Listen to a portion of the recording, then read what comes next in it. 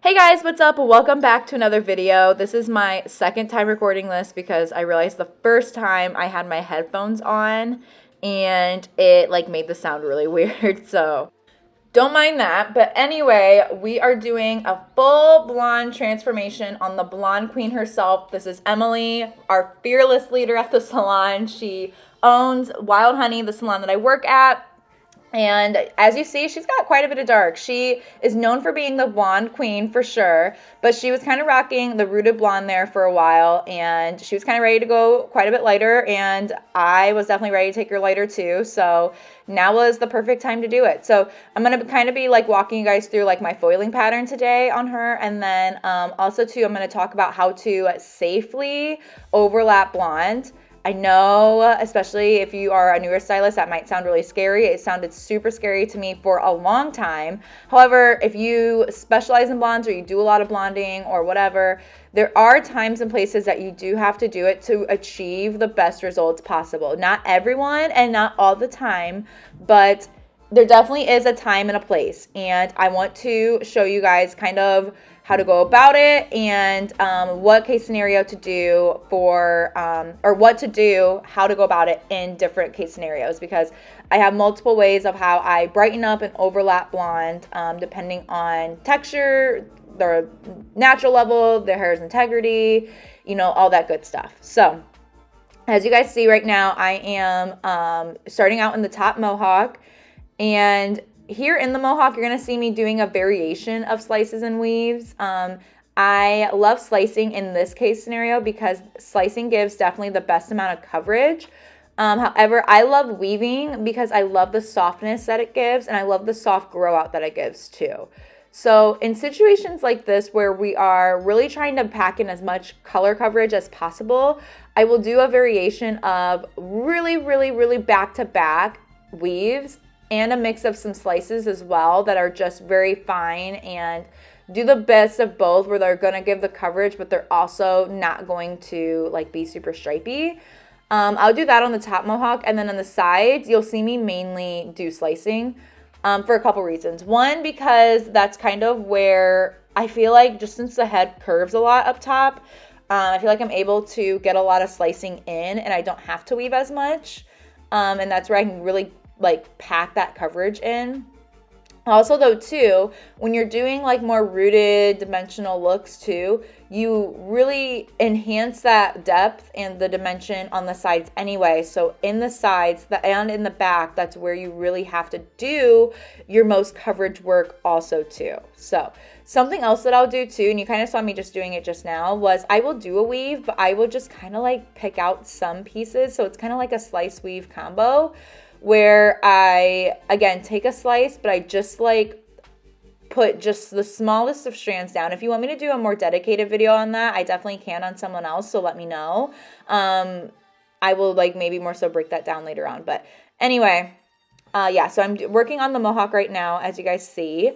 And the lightener that I used on her, so Emily is a Goldwell girly, so I wanted to try some new products, and I know she loves her Goldwell, so we are using the Silk Lift, just the traditional Silk Lift. I looked online and I don't know a ton about Goldwell Lightener. I saw there's a couple of different types of their Silk Lift, so it's just their traditional one. It looks like it might be the blue bag of it. And I really liked it. I know Emily says she really likes Silk Lift on clients kind of like her, anything level 7 or above, and Emily is pretty much a level 8, maybe a little bit of level 7 in the back and underneath, but yeah, it gave us the cleanest, brightest lift, but it's super soft, and it was really good on her hair. I actually remember saying to her when I was washing her, I was like, why does your hair low-key feel better after I lightened the crap out of it compared to how it felt at first? I don't know, but and two, because I had so much foiling work to do, I was foiling her, you guys, for an hour and a half, maybe an hour and 45.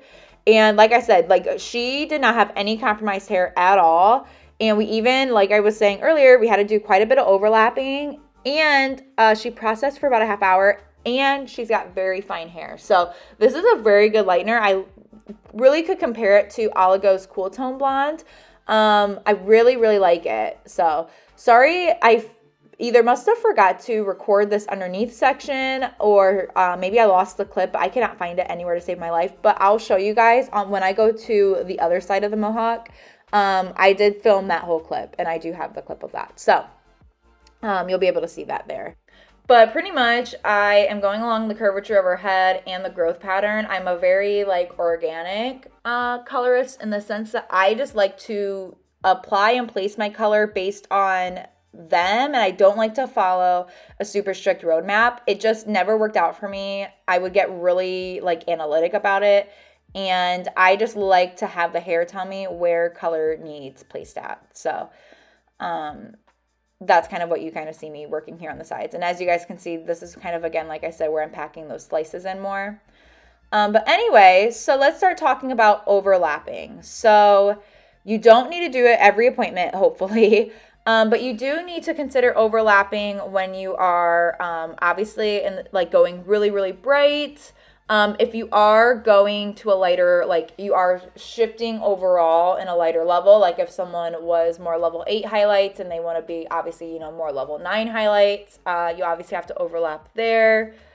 In Emily's case, she just had like quite a bit of yellow and just quite a bit of dullness too. And that's something that you're going to see yourself encountering a lot too when you're doing like mega bright blondes, is that just as it gets dull over time, if you don't overlap, then where the highlights are placed freshest at, the tone will just be a little bit brighter than what will be on the ends. Because yes, sometimes toner can fix dullness, but if it's a little too dull, like there's only so much a toner can do, especially because the cuticle isn't open enough. So that's the main point of overlapping, especially on brighter blondes, is because you just need to open the cuticle just enough for that toner to fully adhere and for everything to tone evenly.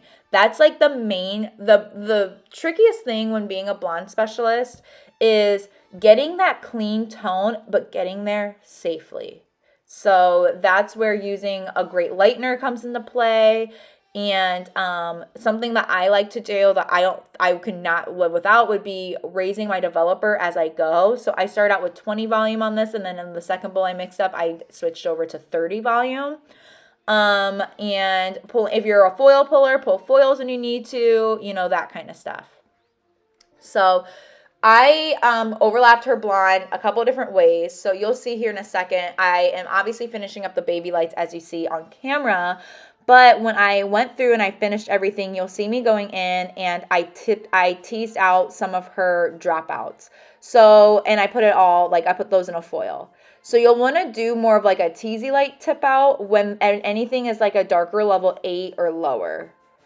And with that too, you also may want to consider doing your tip outs sooner rather than later, depending on how dark they are. So like I said, Emily's a natural level 8, so her tip outs didn't need to sit all that long. So I knew I could just foil her and then go in and do the tip outs after. But if this was someone that was more of like a level 5 per se, you definitely want to tip out as you're going, because if you think about it, those tip outs, there is no natural heat from the scalp and not as much hair laying on top of those pieces. So because there's no heat to kind of like keep that incubated and keep it going, one, it can dry out a little sooner, but two, it just will take a little longer to process. And since these are going on the ends, you do not want to rinse out tip outs until you know for sure they are ready. This is the tip outs I'm talking about now that you see. So as you see, I teased it. I weaved out just a little bit just to, again, make sure it's not like too chunky or anything.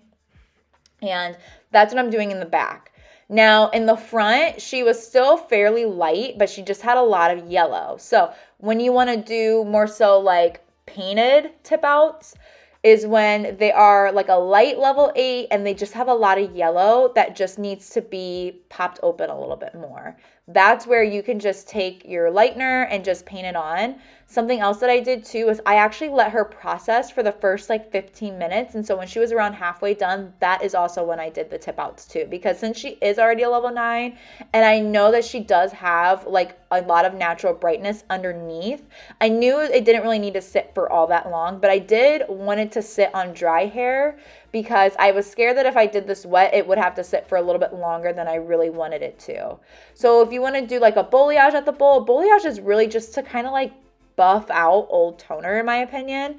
I don't like to let balayage sit for all that long because I feel like then you're either going to run into, you have to like use super, super high developer for one, or that's kind of where like you can really run into like some brassiness. So I personally prefer to do tip outs like this most of the time, unless if I know at the bowl it just needs buffed out and like I just want to have a little bit of time to like go maybe mix up my toner formula, and then if I come back I know that they'll be ready. Otherwise I'm normally doing my tip outs like this. So here's the before again, just to remind you, and here is the after. You guys, so freaking obsessed. Look at that. That looks, it's so good. So good. Her root formula, we use Goldwell. I don't remember what Goldwell's demi line is, but we use Goldwell 9N, and then on her ends we use 10BS and 10BG, I believe. Again, I'm not a huge Goldwell girly, so if I'm wrong on that, I will correct that either in the caption or something, but I hope you guys enjoyed. Other things that you can also do too for overlapping and clean lipped is make sure you utilize either Malibu Blonde or L'Oreal Metal Detox, some metal and like buildup removal system. And yeah, that's it. I hope you guys enjoy. Thank you guys so much for watching, and I will catch you guys in my next video. Bye.